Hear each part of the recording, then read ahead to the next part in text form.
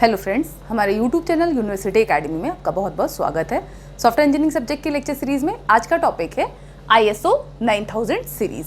सो इसमें हम डिस्कस करेंगे कि इस सीरीज में कौन कौन से स्टैंडर्ड्स प्रोवाइड किए गए थे एंड उन स्टैंडर्ड्स का क्या फीचर था एंड वो किस टाइप के ऑर्गेनाइजेशंस के लिए यूज किए जा सकते थे।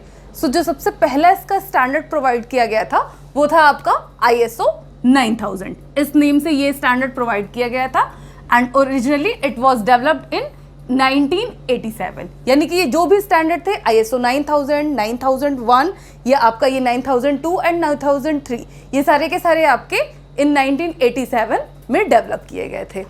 अब इस 9000 का फीचर क्या था? It is defined as a set of international standards on quality management and quality assurance. यानी कि ये जो सीरीज आपकी प्रोवाइड की गई थी, इसका जो ये स्टैंडर्ड था 9000, ये किस लिए यूज किया जाता था? For assuring the quality and quality management, इनके लिए ये यूज किया जाता था। यानी कि सपोज कोई भी अगर बिजनेस ऑर्गेनाइजेशन है तो उसमें जो भी प्रोडक्ट्स बनाए जा रहे हैं उन प्रोडक्ट की क्वालिटी को एश्योर करने के लिए 9000 ISO 9000 को हम यूज कर सकते हैं। एंड जो भी प्रोसेसेस वहां पे यूज हो रहा है उन प्रोसेसेस को भी ये 9000 इंश्योर कर सकता था, बिकॉज इट इज गिवन कि it is used for the quality management. And quality management कैसे होगा? जब भी हम स्टैंडर्ड प्रोसेसेस को फॉलो करेंगे then only we will be able to ensure the quality of any software और एनी प्रोडक्ट। तो ये था आपका 9000 एंड इसमें और भी कुछ इसके फीचर्स मैंने यहाँ पे मेंशन किए हुए हैं। Like it is applicable to any size of organisation, means किसी भी साइज के ऑर्गेनाइजेशन के लिए हम इसको यूज कर सकते हैं। ऐसा नहीं है कि कोई पर्टिकुलर साइज दिया हुआ है एंड उसी साइज के लिए ही ये एप्लीकेबल होगा। चाहे आपका छोटा कंपनी हो, कोई बड़ी कंपनी हो, किसी भी साइज के ऑर्गेनाइजेशन के लिए हम इसको यूज कर सकते हैं। एंड और इसका एक फीचर यहाँ पे मैंने मेंशन किया हुआ है, be usable by all sectors. यानी कि ये जो है आपका ISO 9000 किसी भी सेक्टर के लिए हम, जो भी ऑर्गेनाइजेशन है वो चाहे आपका सॉफ्टवेयर इंडस्ट्री है या मैन्युफैक्चरिंग इंडस्ट्री है, किसी भी टाइप का है, उसके लिए हम इसको यूज कर सकते हैं। तो ये तो हो गया आपका 9000 and it deals with the quality management and quality assurance. अब इसके बाद नेक्स्ट आता है ISO 9001। सो इसके क्या फीचर्स थे? सो इसका जो इनिशियल मीन्स वर्जन आपका रिलीज किया गया था वो था इन 1987 एंड करेंट वर्जन आपका है वो है ISO 9001 2015। यानी कि लेटेस्ट जो वर्जन हम इसका यूज कर रहे हैं उसको हम यहाँ पे रिवाइज किया गया था इन 2015 एंड इसके फीचर्स क्या क्या थे?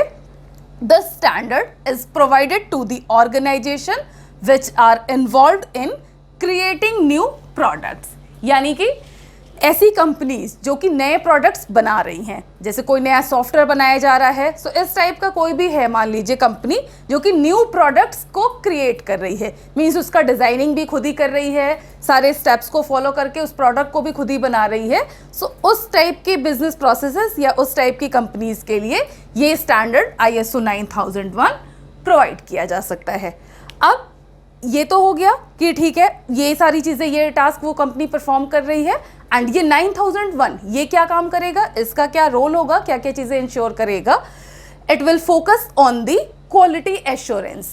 क्वालिटी एश्योर करेगा एंड किस किस फील्ड में ये क्वालिटी एश्योर करेगा? फर्स्ट इज डिज़ाइन, यानी कि जो भी डिज़ाइन मेथोडोलॉजी यूज़ की जा रही है वो क्या है, सही है कि नहीं। सो वो जो डिज़ाइन मेथोडोलॉजी इसमें प्रोवाइड की गई है उसी को फॉलो करते हुए ये डिज़ाइनिंग प्रोसेस इस कंपनी के थ्रू यूज़ किया जाना चाहिए।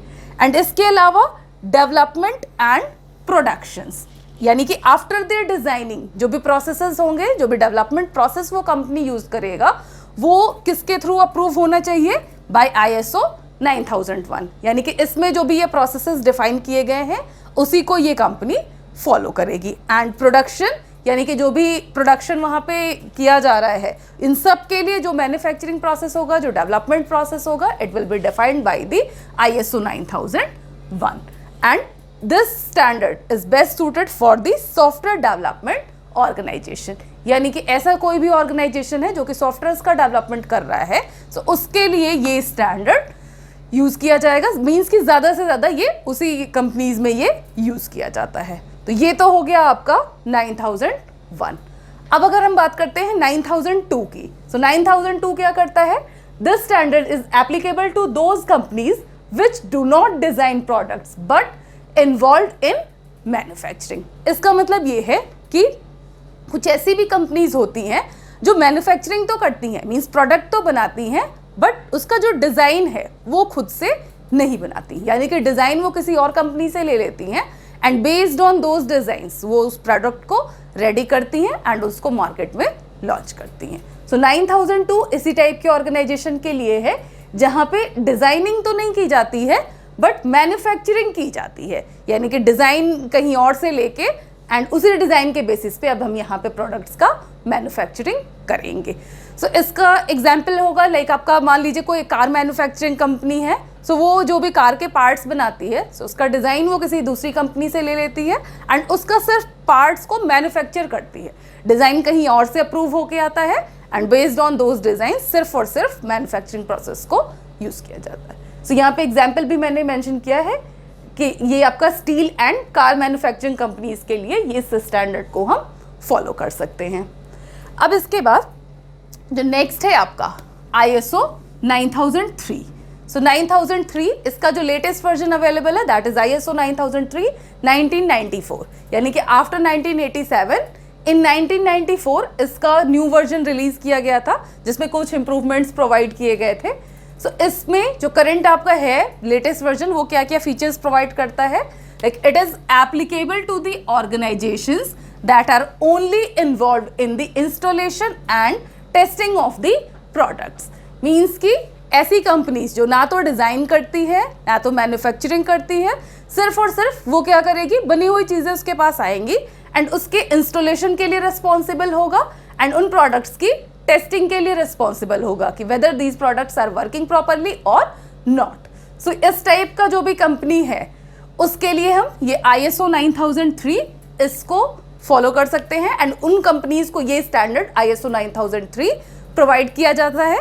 यानी कि जब भी वो कंपनी क्या करेगी, पहले अप्लाई करेगी कि इस टाइप के स्टैंडर्ड के लिए, मीन्स कि उस कंपनी को ये स्टैंडर्ड दिया जाएगा, तो ये जो स्टैंडर्ड देते समय ये चेक किया जाएगा कि ये क्या क्या सर्विसेज प्रोवाइड कर रही है। सो ये सर्विसेज होंगी अगर इंस्टॉलेशन एंड टेस्टिंग, सो इसके लिए यहाँ पे ये ISO 9003 प्रोवाइड किया जा सकता है ये स्टैंडर्ड। अब इसके बाद नेक्स्ट है आपका ISO 9004, यानी कि 9004 सर्टिफिकेशन किस टाइप की कंपनी को दिया जा सकता है?